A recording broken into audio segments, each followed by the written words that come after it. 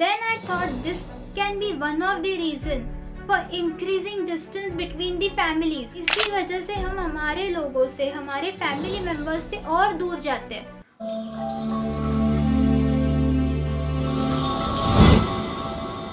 हाय, actually कुछ दिन पहले ना हम सब फ्रेंड्स मिलके हमारे फ्रेंड के घर गए थे उसे मिलने के लिए. देन उधर जाके हमने नोटिस किया कि हमारा जो फ्रेंड है ना वो थोड़ा सा डिस्टर्ब्ड था, कुछ प्रॉब्लम में फंसा था. And we was started asking him कि what is the problem, what is the matter. एंड वो अपना प्रॉब्लम हमें डिस्कस करना स्टार्ट किया उसने.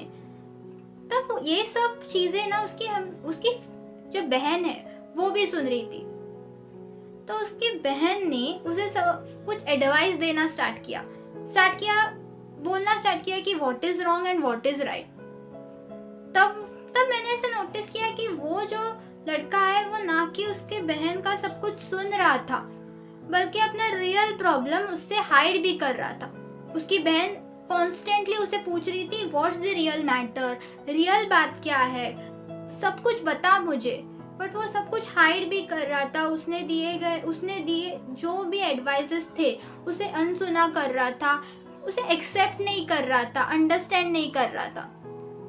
थोड़ी देर के बाद उसकी बहन को रियलाइज हुआ, फील हुआ ये सब, और वो हर्ट होके चली गई. This all thing also hurted me. थोड़ी देर के बाद हमारे जो फ्रेंड है वो हम लोग सब उसे प्रॉब्लम के बारे में पूछने लगे, और धीरे धीरे करके उसने सब कुछ हमें बता दिया. और जो सब कुछ उसकी बहन उसे एडवाइस कर रही थी वही चीज़ें हमने उसे एडवाइस कर दी, हमने उसे बता दिया. और अब इस टाइम पे वो सब कुछ हमारा सुन रहा था, एक्सेप्ट कर रहा था, और अंडरस्टैंड भी करके ले रहा था.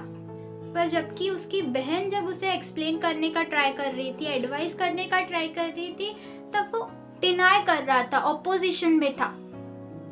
तब मुझे ऐसा एक थॉट आया कि अक्सर हम हमारे घर वालों को कितने कैजुअली ले लेते हैं, कितने टेकन फॉर ग्रांटेड ले लेते हैं. जब वो हमें कुछ एडवाइस करते हैं, वो हमें कुछ बताते हैं, तब हमें उतना वैल्यूएबल नहीं लगता. हमें लगता है कि दे विल नेवर अंडरस्टैंड अस. जब कुछ शेयर करने की बात आती है तब भी हमें ऐसा ही लगता है. पर यही सब चीज़ें जब किसी आउटसाइडर के साथ होती है, जब कोई आउटसाइडर हमें कुछ बताने लगता है, एडवाइस देने का ट्राई करने लगता है, या फिर ऐसा कभी सिचुएशन आता है कि कुछ तो शेयर करना है, तब हम आउटसाइडर्स के पास ज़्यादा ओपन अप हो जाते हैं. पर वो सब घर वालों के साथ नहीं करते. उतना ही अंडरस्टैंडिंग घर वालों के साथ नहीं दिखाते, उतना ही एक्सेप्टेबलनेस घर वालों के साथ नहीं होता. राइट? जितना वैल्यू हमारे फ्रेंड्स को देते हैं, जितना इम्पोर्टेंस हमारे फ्रेंड्स को देते हैं, उतना ही वैल्यू और इम्पोर्टेंस हमारे अपनों को या फिर हमारे फैमिली मेंबर्स को नहीं देते, हमारे भाई बहनों को नहीं देते. Right? We every time take them for granted और take them for like casuals.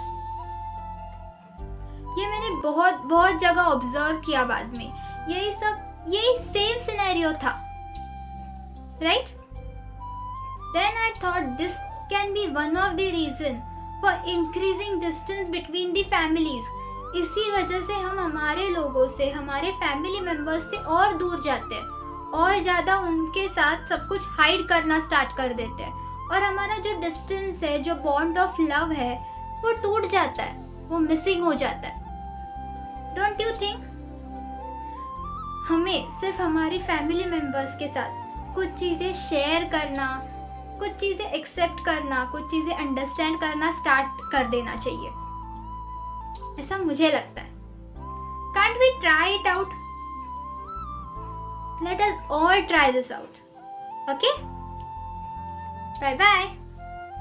Love you.